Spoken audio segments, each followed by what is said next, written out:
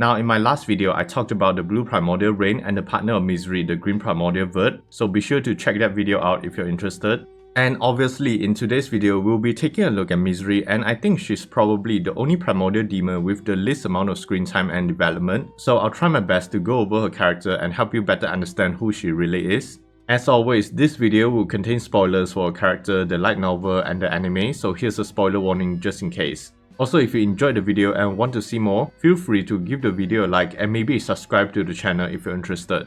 久しぶりじゃん、ミザリー。相方のレインは元気？おかげさまで変わりありません。そちらがリムル様ですね。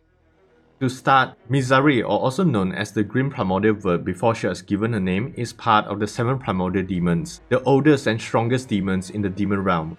She is the progenitor of all the demons under her color, and like the other Primordial Demons, she is assisted by her demon Lieutenant Khan, a Marquis class demon who helps to lead her demon subordinates. During her time in the demon realm, she eventually befriended Raine, the blue primordial, and even joined her in an attempt to overthrow Guy Crimson, the red primordial. She and Raine would fight Guy, but they failed to defeat him and they were utterly crushed by him. Her demon core was also destroyed in the process, causing her to perish, but because primordial demons are basically immortal, she is simply resurrected, and following the unspoken rule of the demon race, she would pledge her loyalty to Guy and serve him for all of eternity. One day, her master Guy was summoned to the material world by the Super Magic Empire tasked with destroying the enemies of said empire. After Guy destroyed the enemies of the empire, he managed to evolve into the first true demon lord, and he proceeded to summon both Mizeri and Raine to the material world as well. They were both given the orders to destroy the Super Magic Empire, and later, Guy realized that crossing from the underworld to this world caused Mizeri and Raine to lose most of their power. So in order to rectify this, they were given bodies to inhabit, solidifying their place in the material world, and he also gave them names which helped them to regain their powers, allowing them to break through the ceiling of power for demons, evolving from archdemons into demon peers. That's basically how Mizeri will acquire her name, and her name actually represents the mournful cries of the grieving humans. After this, Mizeri will accompany her master Guy to travel and experience the new world they're in, even picking up some additional skills like cooking, singing, music, fine arts, and many more, so that she's able to more perfectly serve her master. Essentially, Mizeri and Raine serve as Guy's mates, but between the two of them, Mizeri is definitely the more useful and hardworking one, always being given the more tedious tasks by Raine because she is too lazy to do it herself. Also, Mizeri is quite a meek and shy individual, so it's no wonder she would often get dragged into dumb situations by Raine. And because of this, she was treated as an idiot by Guy most of the time simply through the indirect association with Raine. In any case, Mizeri still takes her task very seriously and is fully devoted to her master. When Guy was asked by the Star King Dragon Valdenava to be the mediator of the Tensura world, she summoned many of her own dependents to infiltrate and gather information on human society so they can help monitor those who needed to be purged by her master. Mizeri also established a cult called the Apostles of Vert, which has her acting as the green deity they worship. The doctrine of the Apostles of Vert is to basically summon the green deity to plunge the world into anarchy, but in reality, it was something that Mizeri prepared on a whim to keep human society under her surveillance and allow her to obtain information for her master. Later, Guy would establish the Demon Lord as a system to instill fear onto human society so they wouldn't destroy themselves, and Mizeri was tasked with handling its administrative affairs. Additionally, she sometimes serves as a guide for the other Demon Lords as well because she had the ability to open dimensional gates to travel. Also, they eventually made the old ruins of the Super Magic Empire into their home, and it would become a frozen wasteland when Valzad fought against Guy, so Mizeri and Raine were responsible for maintaining the castle in good condition. But anyways, we finally saw Mizeri in season 2 of the anime as she was the guide that escorted Rimuru and Ramorous to the Walpurgis banquet called by Demon Lord Claimant.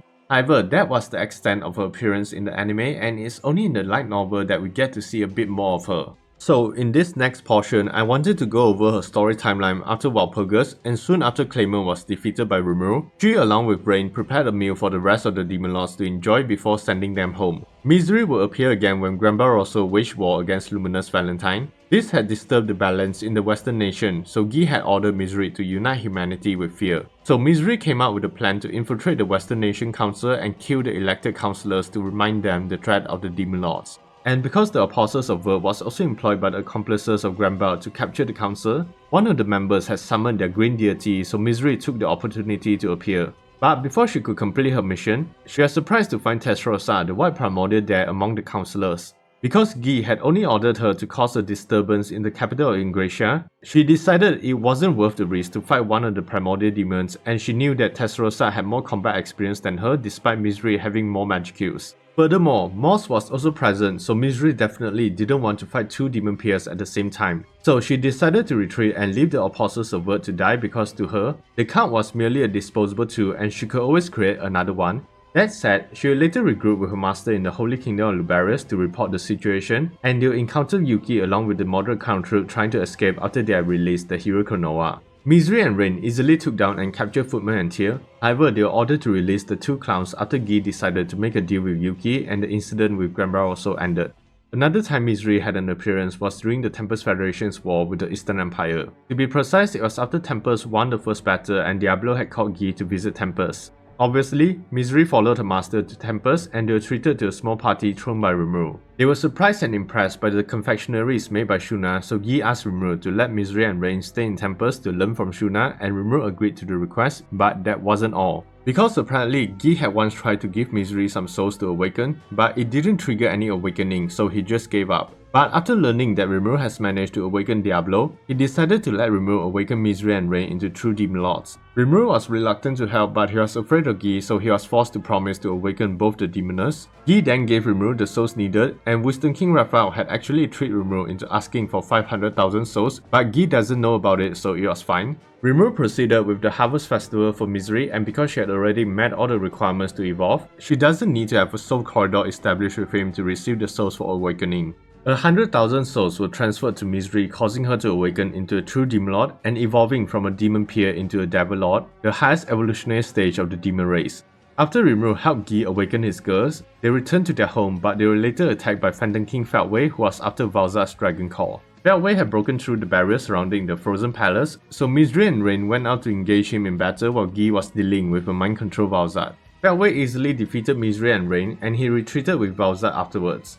He would then call for the next Walpurgis to prepare for the upcoming battle with Feldway, and both the girls were again sent out to escort the other demon lords. Mizeri was sent to bring Milim and Dagru in their respective nations, while Raine was sent to bring Rimuru and Ramorous in Tempest. However, Raine had apparently forgotten about Ramorous, so Mizeri later went to get her as well. When all the demon lords finally gathered, Walpurgis began and Gi ordered Rimuru to send his forces to help the other demon lords, while Gi along with his forces will be relocating to Dorado, the domain of Leon Cromwell, as reinforcements. Also, to make the logistic easier, Rimuru was tasked with setting up magic transfer circles in each of the demon lords' territory, so Mizeri used her dimensional gaze to bring him to their respective nations.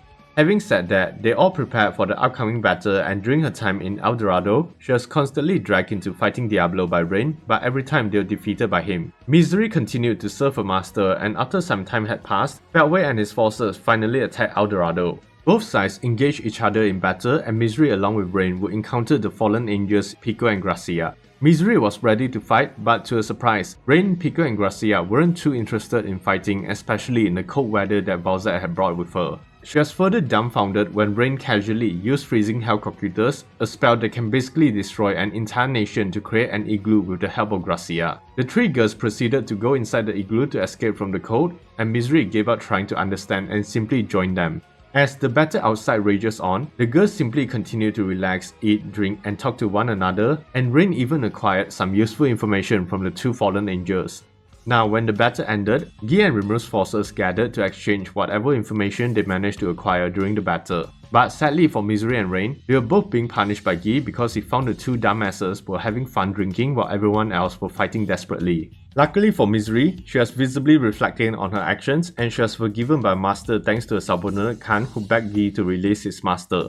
But yeah, that's basically everything we got on Mizeri so far, and like I said in the beginning, she doesn't get a lot of time as a character and she never really has any chance of showing her powers as well. So if I had to take a guess, her skills are probably something related to spatial or dimensional attributes, but if you have any guesses about her skills or abilities, feel free to share your own opinions in the comments below. Also, as of making this video, I still haven't read volume 20, so I'm not sure if her character gets more development, but I do hope to at least get some more information about her.